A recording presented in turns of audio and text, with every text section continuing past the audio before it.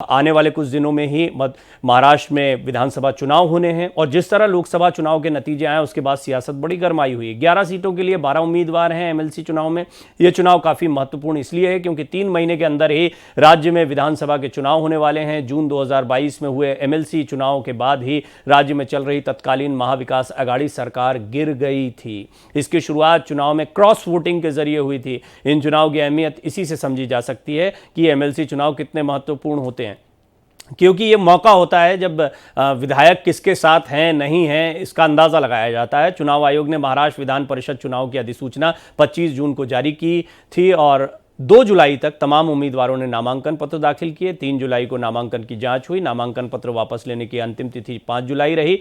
विधान परिषद चुनाव के लिए मतदान आज सुबह 9 बजे से लेकर शाम 4 बजे तक था। मतों की गिनती भी थोड़ी देर में होनी है। महाराष्ट्र में विधान परिषद चुनाव में कुल 14 उम्मीदवारों ने पर्चा भरा था। इनमें से 2 निर्दलीय उम्मीदवारों अजय सिंह, मोती सिंह सेंगर और अरुण रोहिदास जगताप के नामांकन पत्र खारिज भी हो गए थे। इस तरह से चुनाव के लिए कुल 12 उम्मीदवार मैदान में हैं।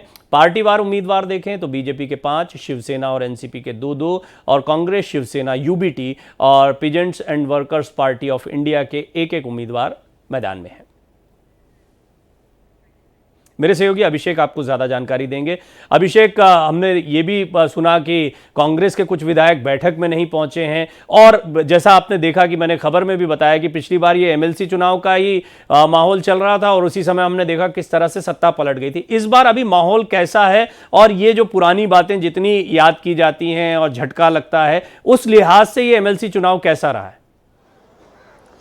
देखिए, ये एमएलसी चुनाव कहीं न कहीं महाराष्ट्र में आने वाली विधानसभा चुनाव का एक सेमीफाइनल कह सकते हैं। उसकी वजह क्या है, उसके पीछे की वजह अगर प्रवीण बताऊं तो चूंकि लोकसभा का चुनाव हो चुका है और उसमें जिस तरीके का जो बढ़त मिलना चाहिए था, जो एक्सपेक्टेड था बीजेपी, शिवसेना और एनसीपी को, जो महायुति जो सरकार में है, वैसा नहीं दिखा। अपोजिशन काफ़ी ज़्यादा हावी रहा लोकसभा में। तो ऐसे में सभी पार्टियों को डर इस बात का था कि कहीं न कहीं उनके विधायक हारने के डर से वो अपोजिशन के साथ मिलकर क्रॉस वोटिंग कर सकते हैं। इसीलिए अपने अपने विधायकों को इन्होंने होटल में ठहराया था। देर रात तक अलग अलग जगहों पर मीटिंग हुई। उनके बड़े नेताओं ने, शीर्ष नेताओं ने सब जगह ब्रीफ किया। आज सुबह व्यक्तिगत बैठ करके नंबरिंग दी गई। हर पार्टी के प्रमुख नेता की तरफ से हर एमएलए को नंबरिंग दिया गया, क्योंकि ये प्रेफरेंशियल वोटिंग का कॉन्सेप्ट है। इसमें तो पहला नंबर किसको जाएगा और दूसरा नंबर किसको जाएगा, इस हिसाब से प्रेफरेंशियल वोटिंग की गई और उसका नंबर दिया गया। उसके बाद अंदर भेजा। हर पार्टी सतर्कता बरत रही थी कि कहीं न कहीं अगर क्रॉस वोटिंग होती है तो दिक्कत हो जाएगा।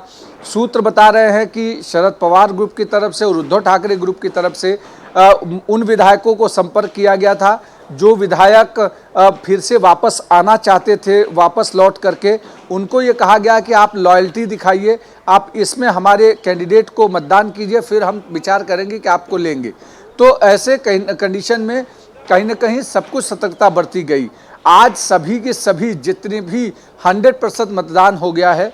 अब कुछ ही देर में विदिन 10 to 15 मिनट्स यहाँ पर काउंटिंग शुरू हो जाएगी। अगर कोई ऑब्जेक्शन नहीं होता है तो आने वाले 7 से 8 बजे तक ये पूरा का पूरा परिणाम क्लियर हो जाएगा। लेकिन इस परिणाम क्लियर होने के साथ साथ ये भी तय हो जाएगा कि किसका कितना पलड़ा भारी है। क्या विधायकों को अभी भी सरकार में भरोसा है या सरकार से उलट विधायक ये चाहते हैं कि फिर से वापस जाए, क्योंकि उन्हें डर है कि विधानसभा चुनाव हार सकते हैं। ये बहुत महत्वपूर्ण बात है। ऐसा ही एमएलसी चुनाव था, उस समय पर शिंदे गुट और सारे विधायकों का जाना हो और अब एक बार फिर वही दौर है लोकसभा चुनाव की बात अभिषेक ने बताई। ये बहुत महत्वपूर्ण है क्योंकि लोकसभा चुनाव में भारतीय जनता पार्टी या एनडीए गठबंधन को बड़ा झटका लगा। नतीजे उनके फेवर में नहीं दिखाई पड़ते। इंतजार रहेगा, जैसा अभिषेक बता रहे हैं, 7 से 8 बजे तक नतीजों के बारे में कुछ जानकारी मिल पाए। बहुत बहुत धन्यवाद अभिषेक, आप नजर बनाए रखें। दोबारा आपका रुख करेंगे।